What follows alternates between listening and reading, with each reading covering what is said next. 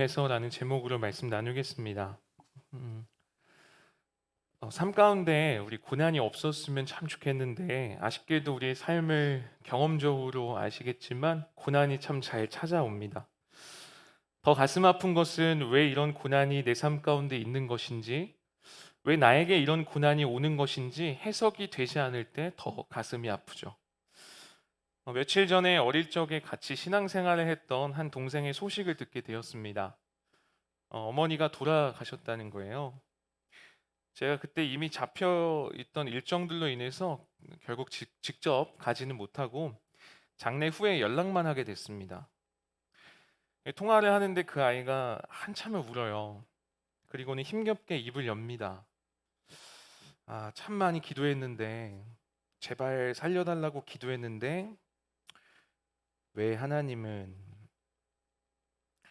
그 하소연 같은 물음에 저는 뭐라 대답할까 짧은 순간에 참 많은 생각을 했는데 도통 뭐라고 대답해야 될지 입이 떨어지지 않더라고요. 그래도 뭐 연락 줘서 고맙다라면서 이제 통화를 마쳤고, 엊그제는 한 지인으로부터 친구의 이야기를 하면서 상황이 너무 급해서 공유 좀 해달라고 연락을 받게 됐어요. 들어보니까 이런 내용입니다. 올해 어머니가 병으로 돌아가시고 아버지까지 중환자실에 계신데 혈소판 감소로 위독하다는 거예요. 피가 필요한데 지금 전국적으로 수급이 어려워서 지정 헌혈을 요청하는 내용이었습니다. 저는 혈액형이 맞지 않아서 그냥 제 SNS에만 이제 공유를 했습니다. 뭐 감사하게도 어제 이제 헌혈을 하겠다라는 지인들이 연락이 많이 와서 이렇게 안내해주고 또 소개해줬습니다. 그리고는 오늘 연락이 왔던 그 친구로부터 안타깝게도 그 아버지가 이제 돌아가셨다는 소식을 듣게 됐어요. 연락을 준 친구가 많은 도움 줘서 너무 고맙다고 감사하다고 SNS에 공유했던 내용은 이제 지워도 되겠다라고 이제 하더라고요. 제가 이러한 이야기들, 이러한 여러 상황들을 겪으면서 왜라는 물음이 나왔습니다. 어떻게 해야 될까라는 물음이 나왔어요. 만약에 내게 이런 일이 일어났다면 참 많이 하나님을 원망했겠다라는 생각을 했습니다. 그러니까 어떤 고난이라는 것을 한마디로 정의하기는 쉽지 않은 것 같아요. 어떤 고난이라는 것을 누구도 가볍게 정의할 수 없는 문제인 것 같습니다. 오늘 본문의 배경이 되는 에베소 교인들에게도 해석이 되지 않는 고난이 갑작스럽게 찾아옵니다. 에베소 교인들은 하나님의 능력을 크게 경험했던 사람들입니다. 바울이 처음 그곳에서 사역할 때는 전혀 변화되지 않을 것 같았던 그 많은 사람들이 실제로 변하고 놀라운 회심의 체험을 하는 이들이 에베소 교회 안에 굉장히 많이 나왔습니다. 그들 중에는 바울의 손수건을 얹기만 했는데도 병이 나아서 하나님의 능력을 경험했던 사람들도 있었고요. 또 그들 중에는 복음의 은혜 때문에, 하나님의 그 사랑 때문에 평생 밥벌이로 생각했던 우상 만드는 일, 그리고 마술로 사람들이 속이던 일을 다 끝내고 다 청산하고 새로운 직업을 가졌던 사람들도 있었습니다. 3년 동안 하나님의 말씀을 들으면서 이성적으로 복음에 설득된 사람들도 있었을 것이고, 또 일반적이지 않지만 기적적인 체험을 경험했던, 그리고 그 복음 앞에 굴복했던 사람들도 굉장히 많았던 곳이 바로 이 에베소입니다. 하지만 이 에베소 교회를 향한 핍박이 시작되면서부터 그 엄청난 역사가 있었고 그 엄청난 회심과 대부흥이 있었던 곳이지만, 너나 할 것 없이 많은 하나님의 사람들, 예수님을 분명히 주로 고백했던 교인들이 신앙적으로 너무나도 어려운 상황에 처하게 됩니다. 만날 수 없는 핍박과 유혹에 엄청난 혼란에 빠지기 시작한 거죠. 여러분, 제가 만약에 이 에베소 교회의 목회자였다면 어떤 말을 해야 위로가 되겠습니까? 이렇게 해석되지 않는 고난과 어려움들이 지속될 때 우리는 지치게 됩니다. 마음은 답답하고 기도는 잘 안 나오고 열정과 열심으로 뭔가 해보려고 해도 오히려 더욱 영적으로 침체되는 것이죠. 혹시 지금 이렇게 말씀을 나누는 이 순간에도 고난 중에 의미를 찾을 수 없어서 힘들어하는 분들이 있을 수 있습니다.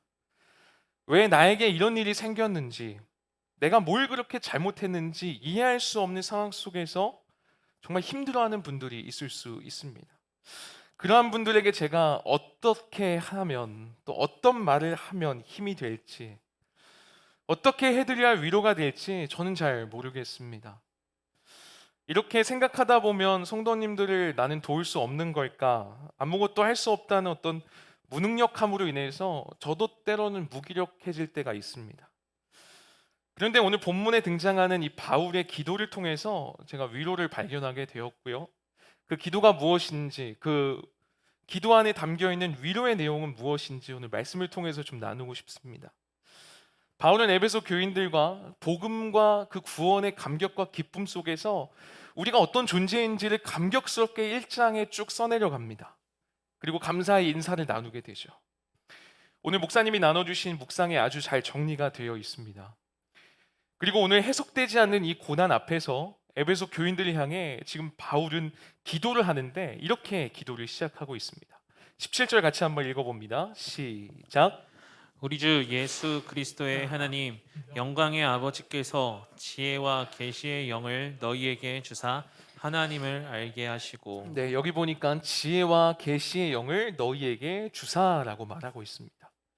하나님의 뜻을 밝히 알게 해주시고 하나님에 대해서 깨닫게 해주시는 지혜와 계시의 영인 성령님을 구하는 기도를 지금 하고 있는 거예요. 지금 해석되지 않는 그 고난 앞에서 힘들어하고 왜 이렇게 어려움을 당해야 하는지, 왜 이렇게 힘들게 살아가야 하는지, 인생은 왜 이렇게 복잡한지, 세상은 왜 이렇게 돌아가는지 도대체 알 수가 없어서 힘들어하고 답답해하고 지친 사람들.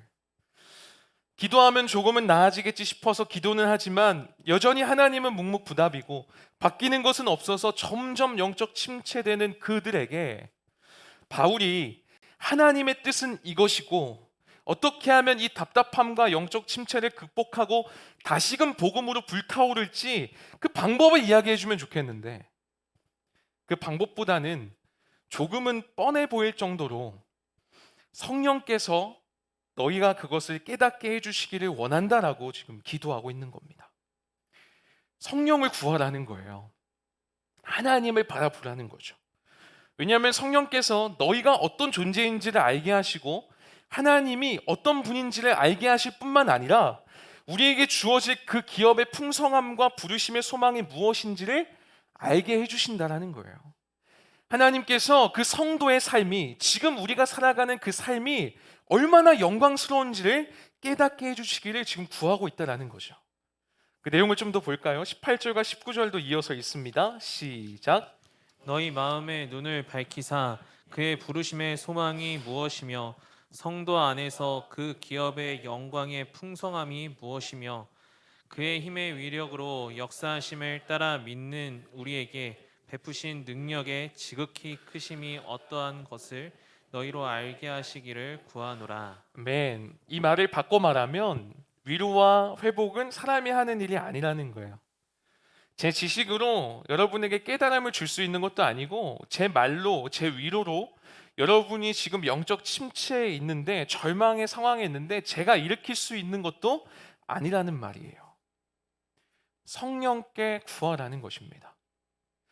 그런데 성령께서 그렇게 눈을 여시고 하나님을 알게 하시고 지금 18절 19절에서 이야기하는 기업의 영광의 그 풍성함이 어떠한가를 알게 하시면 우리 삶 가운데 무슨 일이 일어나냐라는 것이죠.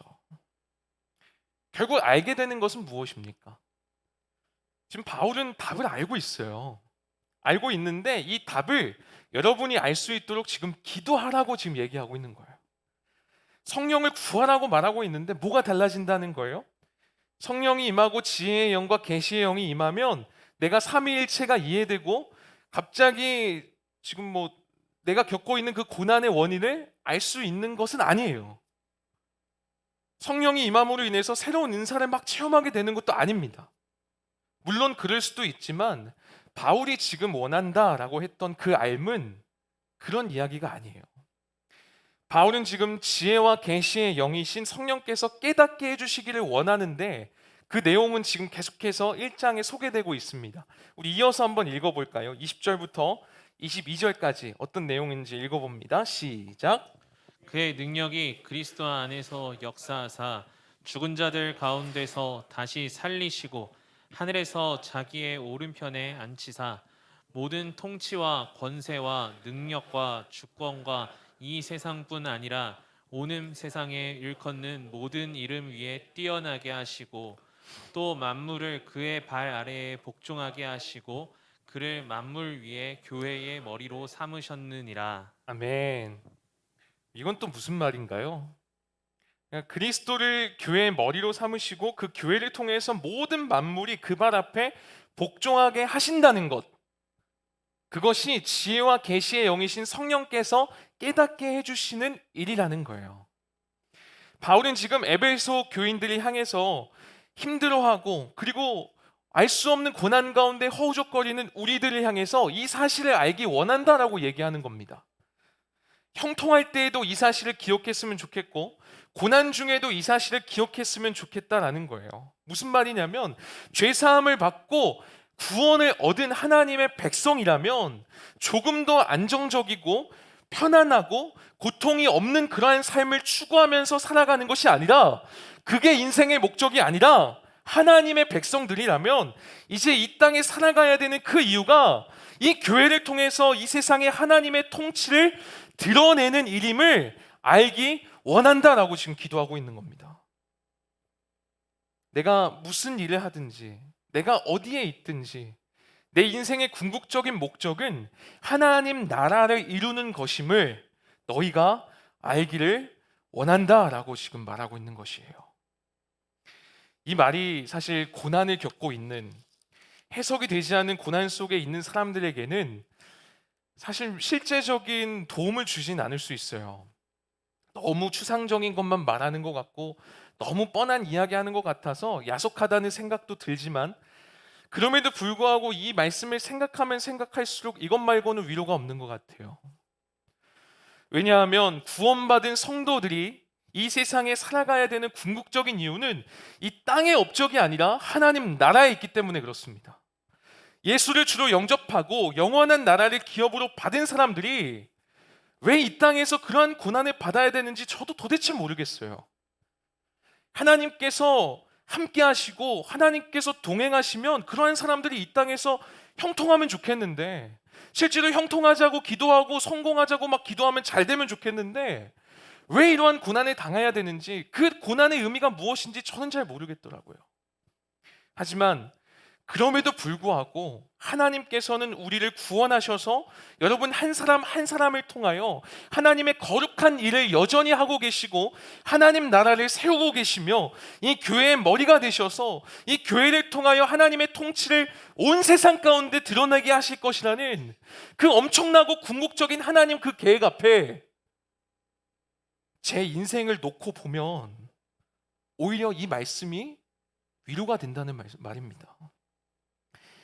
하나님 나라를 세워가는 그 일, 그 엄청난 일을 위해서 교회를 세우셨고 우리가 이 세상에서 살면서 서로 사랑하게 하시고 오늘을 살아가게 하시며 시간을 아끼며 성실하게 살아가도록 하셨다라는 것이죠. 바울은 에베소서에서 쭉 이야기하지만 우리가 잘 아는 5장 6장에서 더 그런 이야기를 해요. 가족을 사랑하는 일, 주 안에서 서로 복종하는 일, 거짓말하지 않고 참된 말을 하는 일, 덕을 세우는 일, 술 취하지 않고 성령에 충만한 일, 부지런하게 자기 일을 묵묵히 최선을 다하는 일, 지극히 평범한 일상의 궁극적인 목적도 결국은 뭐라는 거예요? 하나님의 나라를 세우는 것임을 잊지 말라고 에베소서에서 끊임없이 얘기하고 있는 것입니다. 우리 그런 생각하지 않으십니까? 때로는 내가 왜 이런 일을 해야 될까? 왜 이렇게 내가 살아가야 될까? 근데 바울은 잊지 말라는 거예요. 누구 하나 알아줄까 싶은 그 작은 일로 여겨지는 것들, 심지어는 설거지와 청소까지도 하나님의 나라를 세워가는 하나의 과정이다라는 거죠. 여러분, 하나님의 사람들에게는 벽돌 한 장 쌓는 것도 그냥 향방 없이 먹고 살기 위해서 하는 게 아니에요. 아니, 우리는 그렇게밖에 모를 수 있어요. 우리는 정말 먹고 살기 위해서 살아갈 수 있습니다. 맞죠? 먹고 살기 위해서. 그런데 하나님은 전혀 다른 계획을 갖고 계시다니까요. 하나님께서 이 땅에 우리가 살게 하시면 그냥 잘 먹고 잘 살라는 것이 아니라 하나님 나라를 위해서입니다. 하나님의 그 나라를 세우기 위해서입니다. 따라서 지금 바울이 말하고 싶은 것은 우리가 하는 일이 어떻게 하나님께 영광을 나타내고 나의 말과 행동이 어떤 중요한 의미가 돼서 어떻게 하나님 나라를 세우는가, 너네가 이것을 알기 원한다, 그게 아니라 그런 의미를 모를지라도 내 말이 뭐 복음이 되는지 뭐 그런 거 모를지라도 그리스도인의 삶 자체가, 그 삶 자체가 하나님의 계획 가운데 그 하나님의 원대한 뜻을 이루는 삶이라는 것을 너희가 알기 원한다. 지금 그 얘기하고 있는 거예요. 바울이 지혜와 계시의 영 성령을 너희에게 주사 너희도 이것을 알기 원한다라는 것이죠. 여러분, 도대체 이해가 되지 않고 해석되지 않는 고난 앞에 한숨 짓고 있지 않으십니까? 점점 더 영적으로 침체되어서 더 답답하지 않으십니까? 답답하죠. 그런데 그거 아십니까? 그렇게 내가 지금도 갈등하고 고민하고 그렇게 아파하고 힘들어하는 그 순간에도 하나님은 그 여러분의 그 존재를 통해서 하나님 나라를 이루신다는 사실, 그런 우리를 통해서도, 그런 연약한 우리를 통해서도 하나님은 여전히 하나님의 그 부르심 앞에 거룩한 계획 안에 우리를 담아서 하나님의 역사를 이루어 가신다는 것입니다. 바울이 말하는 것은 지금 오늘 우리들이 왜 이렇게 고난을 당하는지 모르겠어서 절망하고 답답한 가운데 하나님께 기도할 때 지혜와 계시의 영을 주셔서 그 고난이 해석이 되든 안 되든 지금 내 삶은 여전히 의미가 있음을, 구원받은 하나님의 백성이고 그리스도의 삶은 그 존재만으로도 여전히 의미 있는 삶임을, 그 가운데 하나님께서 여전히 역사하심을 알기 원한다라고 지금 이야기하는 것입니다. 저와 여러분이 지금 고난을 당하는 이유, 지금 고난이 왜 일어난 건지, 지금의 상황이 왜 주어졌는지 그 이유는 알지 못하고 내가 어떻게 해야 하나님의 나라를 세울 수 있을지, 내가 지금 무엇을 해야 하나님께 영광이 되는지, 지금 나의 행동이 의미 있는 것일까 없는 것일까 그걸 모를지라도 그럼에도 불구하고 하나님은 여전히 저와 여러분을 얼마나 사랑하시는지, 또한 저와 여러분을 통해서 그 하나님의 원대한 꿈과 계획을 이루고 있다는 사실을 여러분 기억하고 잊지 말기를 바란다는 것이 오늘의 에베소서를 향한, 에베소 교인들을 향한 바울의 기도다라는 것이죠. 바울은 알기 원했던 거예요. 뭘요? 지혜와 계시의 영이 충만해져서 그들이 알기 원했습니다. 그 숱한 어려움 속에서 아무것도 할 수 없는 나의 그 무기력과 연약함 속에서 그럼에도 그들의 삶은 하나님 앞에 있다는 그 사실, 하나님 안에 여전히 있다는 그 사실, 하나님이 여전히 그들의 삶의 주인이라는 사실, 하나님이 그 삶을 통해서 여전히 하나님의 뜻을 이루고 계시다는 그 사실을요. 궁극적인 우리의 삶의 목적은 모든 민족과 열방으로 하여금 예수 그리스도를 주라 부르는 그 교회를 통하여 복종하게 하기를, 모두가 하나님의 통치 안에서 그분만을 높이는 그날을 고대하며 살아가고 있음을 알기를 말입니다. 우리의 그리스도인들, 하나님을 믿는 우리들이, 하나님의 자녀인 우리들이 낙심할 수 없는 이유가 있어요. 절대로 낙심해서는 안 되고 끝이라고 여기면서 포기해야 되지 말아야 하는 이유는 뭐냐면, 우리의 모습이 아무리 보잘것이 없고 무기력해 보여도 우리가 영원한 영광을 소유한 그 하나님의 사랑을 받은 자라는 사실과, 그렇게 보잘것없고 혼란스럽고 왜 이런 고난이 있을까 그래 보여도 우리를 통해서 하나님은 여전히 그날을 준비하고 계시다는 그 사실 때문입니다. 이 사실을 아는 것이 고난 가운데 어떻게 이런 고난이 올까, 왜 이런 고난이 올까 라는 것을 아는 것보다 더 중요하다라고 저는 생각합니다.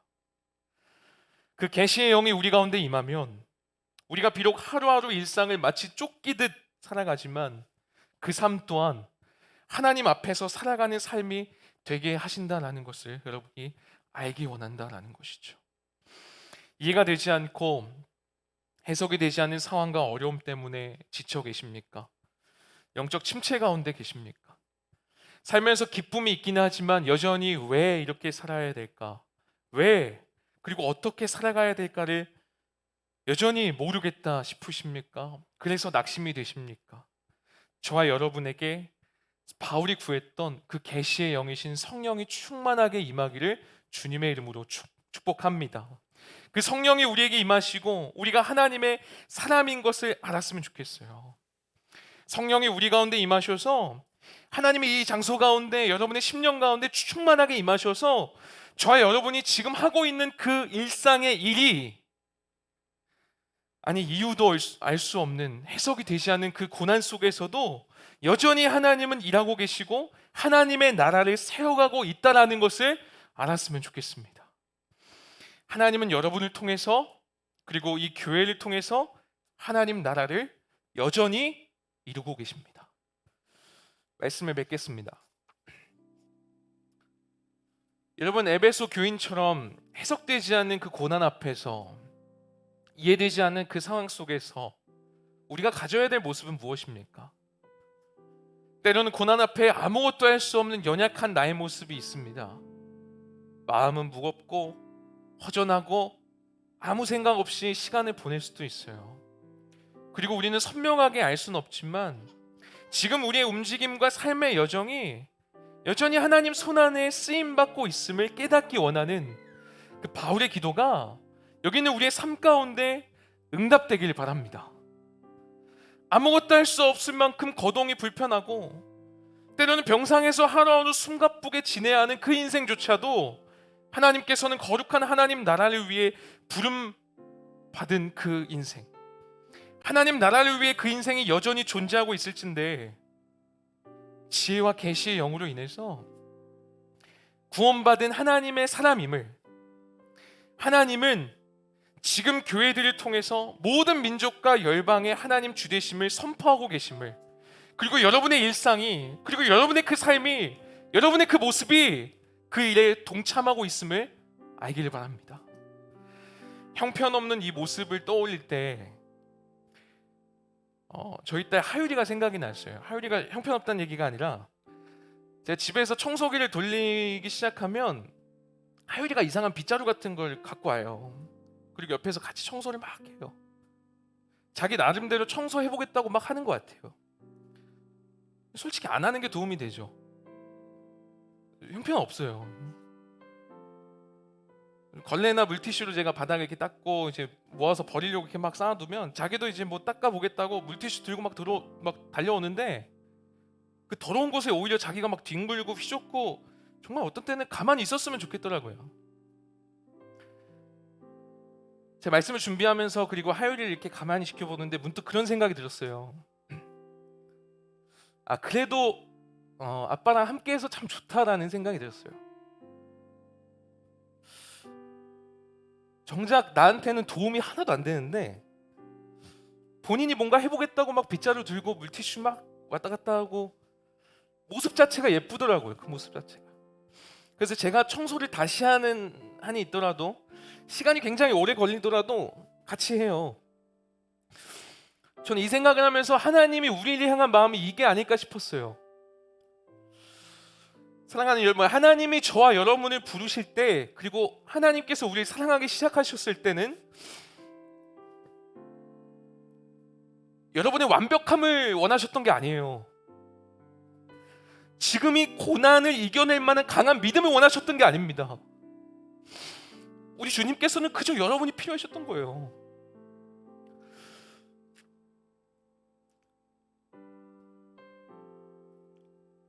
근데 우리는 그 하나님의 마음을 알지 못하고 고난 가운데 지쳐서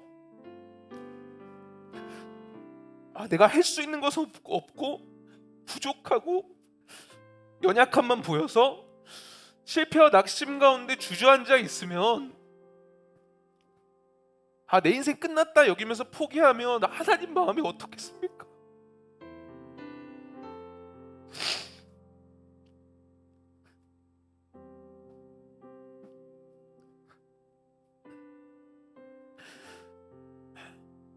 며칠 하율이가 열이 나서 아파서 축 늘어진 모습 보고 있으니까 마음이 너무 아프더라고요. 내가 청소할 때면 빗자루 들고 와야 되는데, 물티슈 들고 와야 되는데 참 그립더라고요. 그 모습이. 하율이가 청소 잘해서가 아니잖아요. 형편없지만 잘하는 거 하나 없지만 제 딸이니까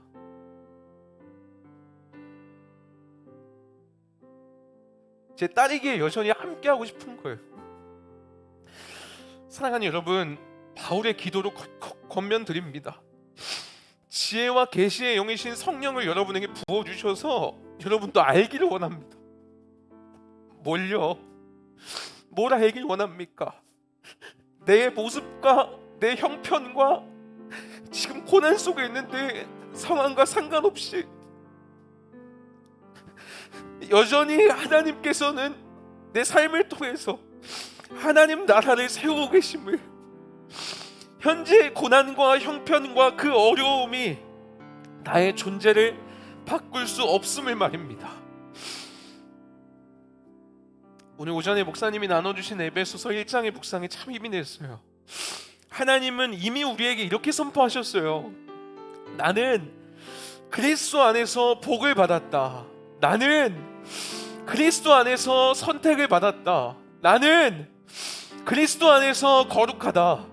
나는 그리스도 안에서 받아들여졌다. 나는 그리스도 안에서 구속받았다.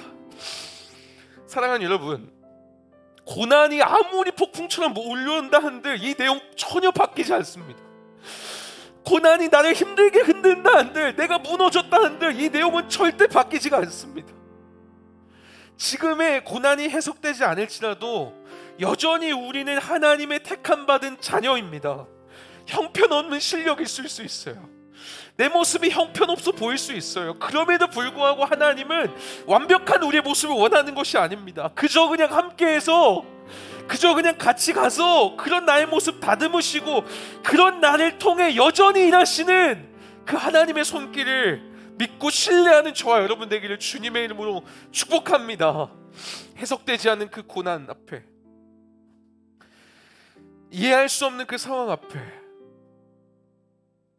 무기력한 나의 모습, 기도는 하지만 뭐라도 하지만 형편없는 그런 나를 통해서도 여전히 일하시고 그 연약함을 뚫고서 인간의 불완전한 그 모습 속에서도 가장 완벽하게 역사하시는 그 하나님을 신뢰하며 살아가기를 주님의 이름으로 축복합니다.